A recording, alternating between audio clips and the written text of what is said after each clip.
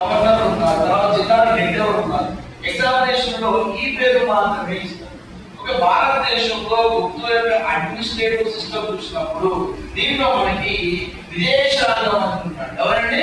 విదేశాంగ అంటే ప్రస్తుతం ఉన్నటువంటి విదేశాంగ మంత్రిని ఆనాటి కాలంలో ఎవరు చేస్తారంటే సర్టిఫికెట్ తెలుసు.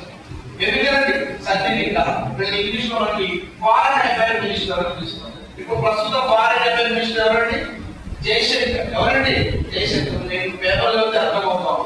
సో కాబట్టి ఆనాటి కాలంలో విదేశాంగ మంత్రిని సర్టిఫికెట్ పిలుస్తారు. ప్రస్తుతం ఫారెన్ అఫైర్ మినిస్టర్ అంటారు. ఓకేనా? ఆనాటి కాలంలో సేనాపతిని ఏమని పిలిచేస్తారంటే మహాబలాధికృత. ఎవరు పిలిచేస్తారు? మహాబలాధికృత. ప్రస్తుతాన్ని మనం ఏమని పిలుస్తాం ఇంగ్లీష్ లో? Commander of military forces.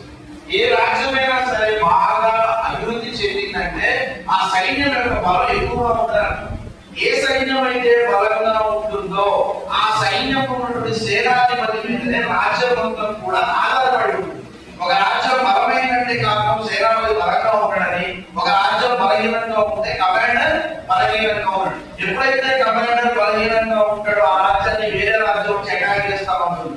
So కాబట్టి ఈ అడ్మినిస్ట్రేటివ్ సిస్టమ్ లో ఈ యొక్క కమాండర్ ఆఫ్ మిలిటరీ ఫోర్సెస్ ని ఎవరు చేస్తారంటే మహాబలాధికృత అని పిలిచారు. నాతో పాటు చదివే ప్రయత్నం చేస్తే మీకు గుర్తుంది. మీరు అట్నే మమ్మల్ని వేసుకుంటుంటే ఏ ఉండదు. ఓకేనా? మూడవది కోశాధికారి, ప్రెసిడెంట్. ఎవరండి? కోశాధికారి. ఇతని మాండాగాధికారి అని పిలుస్తారు.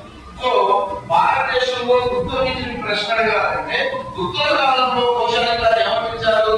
మాండాగాధికారి. ఇది అర్థం కావడానికి ఎవరంటే ప్రెసిడెంట్ అంటే కమాండర్ ఆఫ్ మిలిటరీ ఏమవుతుంది?